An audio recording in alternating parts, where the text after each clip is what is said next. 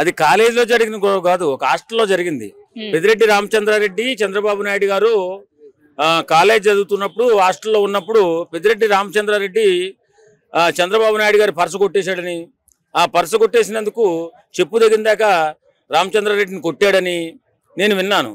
అప్పటి నుంచి మరి మారతారేమో, ఇతను మారతాడేమో చూస్తే ఆయన కొడుకు కూడా మారకుండా లిక్కర్ కేసులో దొరికాడని, ఈవేళ ఆయన జైల్లో వేసాడని వింటున్నాం. మరి ఇది ఎంతవరకు కరెక్ట్ నాకైతే తెలియదు. కాకపోతే ఆళ్ళేళ్ళలో అనుకోవడం విన్నాను. ఎప్పుడో 50 సంవత్సరాల క్రితం జరిగిన గొడవనికి కడుపులో పెట్టుకుని కొడుకుని అరెస్ట్ చేస్తారా? ఇవన్నీ మాటలు నమ్మే మాటలేనా? అవన్నీ ఇప్పుడు ఈయన పరిపాలనలో ఉన్నప్పుడు అరాచకాలు చేసిన ఆయన రూపం ఆపుకోవాలనే ఉద్దేశంతో ప్రతిదీ కట్టుకథలు చెప్తున్నాడు జగన్మోహన్ రెడ్డి గారు. వాస్తవంగా ఇప్పుడున్న పరిస్థితుల్లో జగన్మోహన్ రెడ్డి కింకర్తవ్యం ఏమిటి? కూటమి ప్రభుత్వం పరిపాలన ఎలా ఉంది, పరిపాలనలో జరుగుతున్నటువంటి లోపాలు ఏమిటి, పరిపాలనలో ఇప్పటి వరకు 3 హామీలు ఇచ్చారు, ఉన్న 3 హామీలు ఏమైనాయి, ఈ మాట్లాడాలి తప్ప ఇలాంటి సొల్లు మాటలు సొల్లు కథలు చెప్తే ఎవడు వినే పరిస్థితులు లేడు. కాబట్టి ఆ కథలు మానేసి ప్రజాక్షేత్రంలో ప్రజల మనసులు గెలిచేలాగా ఏమైనా మాట్లాడితే బాగుంటుందని నేను అనుకుంటున్నాను. అంటే జగన్మోహన్ రెడ్డి గారు నిన్న ప్రెస్ మీట్ లో మాట్లాడుతూ వైఎస్ఆర్సీపీ నాయకులకు సంబంధించిన జరిగిన ప్రతి అరెస్టు కూడా కక్షపూరితంగానే జరిగింది, కావాలనే తప్పుడు కేసులు పెడుతున్నారని చెప్తున్నారు. దానికి మీ స్పందన అంటే అది ఎంతవరకు కరెక్ట్? ఆయన మాట్లాడిన దాంట్లో వాస్తవాలు ఉన్నాయంటారా? అవన్నీ అబద్ధాలండి. జగన్మోహన్ రెడ్డి మాట్లాడిన మాటలు అన్నీ కూడా అబద్ధాలు. దేనికి కూడా కరెక్ట్ సమాధానం లేదు. ఎందుకంటే వాళ్ళు ప్రతి దాంట్లో కానీ దోపిడీ చేశారు, ప్రతి దాంట్లో దోపిడీ చేశారు. ఎందుకబ్బా ఇవన్నీ ఎందుకు? సలహాదారుల్ని 70 మందిని పెట్టుకున్నాడు, 53 మంది రెడ్లు, అందులో సలహాదారులు అందరూ రెడ్లే. ఈ రెడ్డిత్రయం అంతా కలిపి రాష్ట్రాన్ని సర్వనాశనం చేసేసి వేళ్ళొచ్చి నంగనాసి కబుర్లు చెప్తుంటే జగన్మోహన్ రెడ్డి ఎవడో వినే పరిస్థితుల్లో లేడు.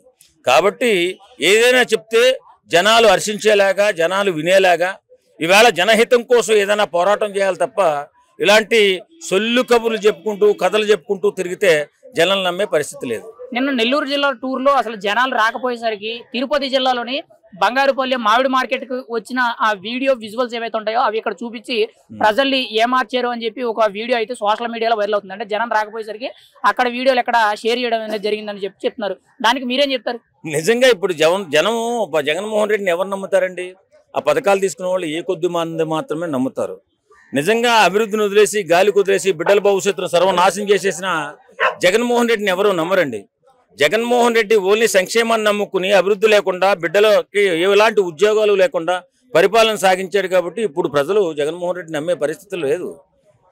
నేను నెల్లూరు జిల్లా టూర్లో కూడా వేమిరెడ్డి ప్రశాంతి రెడ్డి గారి మీద మాట్లాడిన నల్లపరెడ్డి ప్రసన్న కుమార్ గారు గతంలో వ్యాఖ్యలు చేశారు కదా, ఆ వ్యాఖ్యల్లో తప్పు లేదు. కానీ రోజా గారిని నగరి ఎమ్మెల్యే గాలి భానుప్రకాష్ గారు 2000 ఇస్తే రోజా ఏ పని చేస్తుంది, ఈ రోజు 2000 కోట్ల రూపాయలు సంపాదించింది అని చెప్పి ఆయన మాట్లాడింది తప్పు అనేటట్టు ప్రస్తావిస్తున్నారు. ఇక్కడ ఒక మహిళని కించపరచడం అనేది ఎంతవరకు కరెక్ట్? రోజా గారి గురించి మాట్లాడింది ఎంతవరకు వాస్తవం అంటారు? మహిళల్ని ఎవరు కించపరిచినా అది తప్పే. కానీ రోజా లాంటి తెగిన గాలిపటం లాంటి ఒక వ్యక్తి మాట్లాడుతుంటే అది తప్పు అని చెప్పి అనిపించదు. ఎందుకంటే ఆమె ఉచ్చనీచాలు లేకుండా, మగ ఆడ తేడా లేకుండా, ఇష్టానురీతిగా సంస్కారం లేకుండా మాట్లాడే ఆడది రాజకీయాలలో ఒక దుర్మార్గమైన ఆడది ఎవరైనా ఉన్నారంటే తను రోజా రెడ్డి. కాబట్టి ఆమె గురించి మాట్లాడిన దాంట్లో నిజం ఉన్నా లేకపోయినా ఒక ఆడదాన్ని అనడం తప్పే కదా అనిపిస్తుంది. కానీ ఆమె ముఖం చూస్తే మాత్రం అనిపించదు మనకి. కాబట్టి రోజారెడ్డి గారు చేసింది 100% తప్పు. ఆమె చేస్తున్నటువంటి ప్రతి వ్యాఖ్య కూడా, ఆమె మాట్లాడుతుంటే ఎవరిని లెక్క చేయనటువంటి గర్వం, ఎవరినైనా సరే ఎంత గొప్ప మనిషినైనా సరే తక్కువ చేసి మాట్లాడడం ఎందుకు? పవన్ కళ్యాణ్ గారు చిరంజీవి గారి గురించి అయితే చాలా చాలా దుర్మార్గంగా మాట్లాడుతూ ఉంటుంది. ఈమె మంత్రి పదవి వచ్చిన తర్వాత చిరంజీవి గారి ఆశీస్సుల కోసం వెళ్ళి ఆయన దగ్గర చీరా శారీ పెట్టుకున్న తర్వాత కూడా వెనకొచ్చి చిరంజీవి ఫ్యామిలీ గొప్పగా ఎవరికి కూడా సాయం చేసినట్టు నేను చూడలేదండి. అలాంటి నీచురాలు ఈ రోజా. ఎందుకంటే చిరంజీవి గారు ఎన్ని గుప్తదానాలు చేస్తారు, బ్లడ్ బ్యాంక్ పెట్టి ఎంతమందికి ఈరోజు రక్తదానం చేస్తున్నారు అందరూ చూస్తూనే ఉన్నాం. కానీ వేళ వైఎస్ఆర్సీపీ నాయకులు ఏం చేస్తున్నారంటే మా పరిపాలన అద్భుతం, కూటమి పరిపాలన సరిగా చేయట్లేదని ఫీల్ అవుతున్నారు. కాదు, అసెంబ్లీకి వచ్చి పోరాడండి.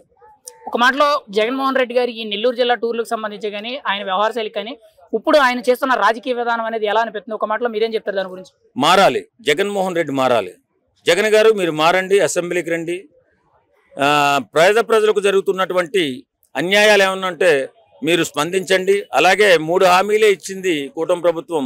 ఆ 3 హామీల మీద గట్టిగా పోరాటం చేసి ప్రజల పక్షాన్ని నిలబడాలని కోరుకుంటున్నాం. సార్ జగన్మోహన్ రెడ్డి గారు అసెంబ్లీకి రండి.